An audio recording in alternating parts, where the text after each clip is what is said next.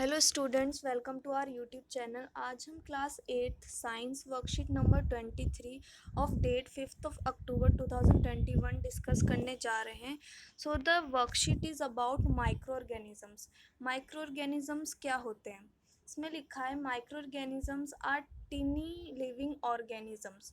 दे are जो micro organisms होते हैं वो बहुत छोटे छोटे लिविंग ऑर्गेनिजम्स होते हैं, मतलब जिंदा होते हैं। They are so small that we need a microscope to see them. इतने छोटे होते हैं कि हमें माइक्रोस्कोप का इस्तेमाल करना पड़ता है उन्हें देखने के लिए। That's why they are called microbes और micro organism.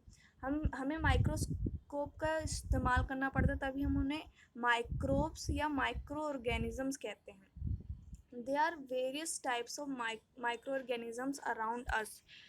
There are four types. इनके कितने types होते हैं? Four types होते हैं. First is bacteria, protozoa, fungi and algae. हमारे कितने types होते हैं? Four types होते हैं. तो लिखा है, अब इसमें वायरस के बारे में बताया गया है कि वायरस आर ऑल्सो माइक्रोस्कोपिक। जो वायरस होता है उसको वो भी माइक्रोस्कोपिक होता है, जिसको हमें देखने के लिए माइक्रोस्कोप का इस्तेमाल करना पड़ता है। But are different from other micro organisms. लेकिन वो डिफरेंट होते हैं। कैसे डिफरेंट होते हैं?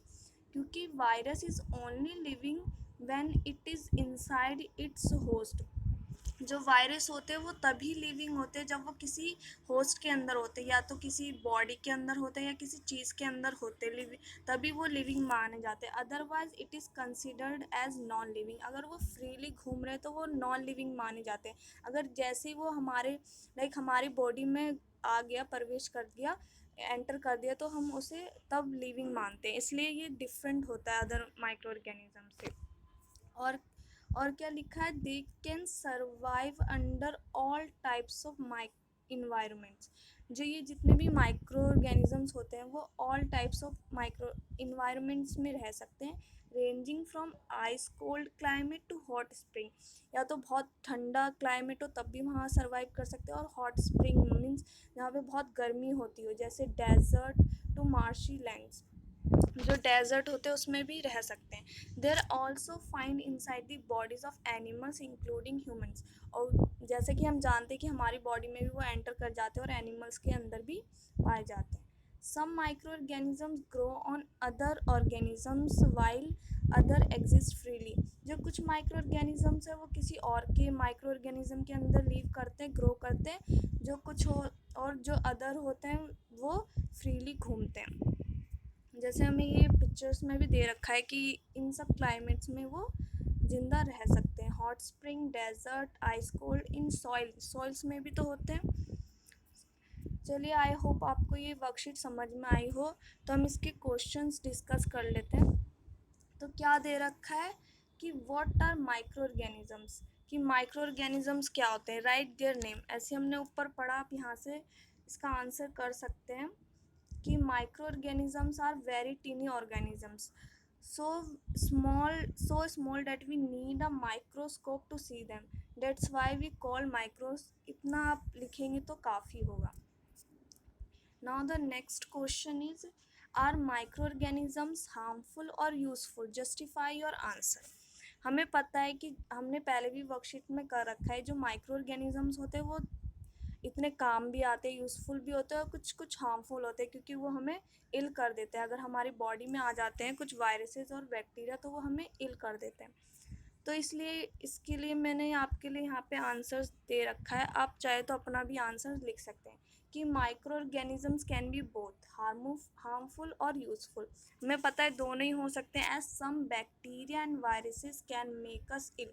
कुछ बैक्टीरिया या वायरसेस होते हैं जो हमें इल कर देते हैं। And some are useful in food production.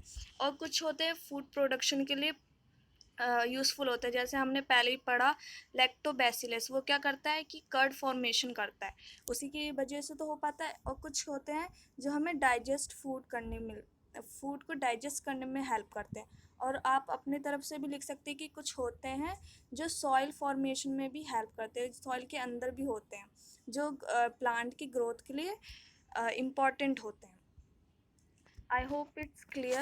Now the third question is, why viruses are not considered microorganism। जो viruses होते हैं वो microorganisms क्यों नहीं कंसिडर करते, मीन्स वो है तो माइक्रोस्कोपिक लेकिन उसको हम क्यों नहीं कर सकते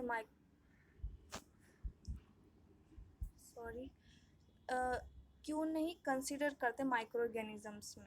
इसलिए कंसिडर नहीं करते क्योंकि इसमें दे रखा है कि वायरसेस, इसमें लिखा है कि viruses are also microscopic but different from other microorganism. क्यों है अलग? आप यहाँ से आंसर लिख सकते हैं कि a virus is only living when it is inside its body host, otherwise it is consider non living. जो वायरस होता है अगर वो किसी की बॉडी के अंदर होता है या किसी चीज़ पे लिव कर रहा होता है तभी वो लिविंग माना जाता है, ऐसे फ्रीली घूम रहा होता है तो वो नॉन लिविंग माना जाता है। लेकिन माइक्रो ऑर्गेनिज्म में तो ऐसा, और बाकी जो होते हैं वो तो ऐसा नहीं है, वो लिविंग ही माने जाते हैं। लेकिन वायरस ही ऐसा है, अगर वो किसी होस्ट में है तभी वो लिविंग माना जाता है, अदरवाइज वो नॉन लिविंग माना जाता है। तो आप ये आंसर लिख सकते हैं। So and the fourth question is where do micro organisms live. जो माइक्रो ऑर्गेनिजम्स होते हैं वो कहाँ रह सकते हैं? अभी हमने ऊपर पढ़ा कि वो हॉट स्प्रिंग में भी रह सकते हैं, डेजर्ट में भी, आइस कोल्ड में भी, इन सॉइल, मतलब वो कोई सा भी क्लाइमेट हो। इसमें लिखा है they can survive under all types of environments ranging from ice cold climate to hot spring, desert और मार्शी लैंड्स।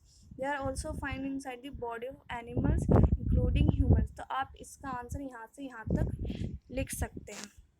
आई होप आपको ये वर्कशीट समझ में आई हो। Thank you so much.